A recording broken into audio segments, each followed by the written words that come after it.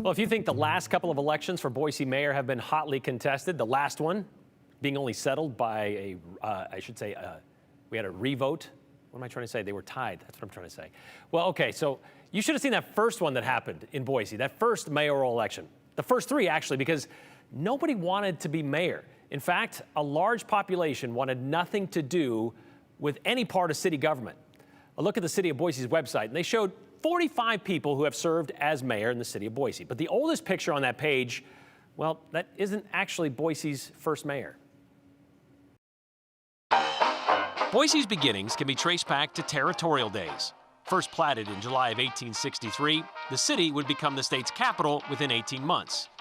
But the City of Trees wasn't actually yet an official city, so the newly relocated territorial legislature incorporated it for them, with the caveat voters had to consent to a charter. Hold on, no charter meant no laws and no taxes, which is how Boise citizens liked it, so they rejected it. Again, the legislature stepped in and passed the charter in January of 1866, with one condition. The city now needed to elect a mayor and a council, which they did in May of 1866. But Boiseans weren't anti-government for nothing, and those they elected refused to serve. Same thing happened again in January of 1867. So, Boise was without a mayor, without a council, and without a charter, which meant no means for people to buy property. Finally, in November of 1867, voters approved Boise's charter and elected L.B. Lindsay as mayor.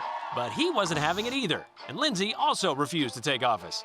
So, Idaho's legislature stepped in one more time and appointed Henry Prickett as Boise's first mayor. And for decades, Prickett's picture hung on the walls of Boise City Hall with the caption of First Mayor. Then, in June of 1936, Roscoe Smith from Mountain Home posted a piece of paper to the Idaho Statesman. Proof, he claimed, that his father, Dr. Ephraim Smith, was actually the first elected mayor of Boise. An election certificate signed by the Board of Elections from May of 1866. Remember when the winners first refused to serve? Well, Dr. Smith was the one who won the mayor's seat.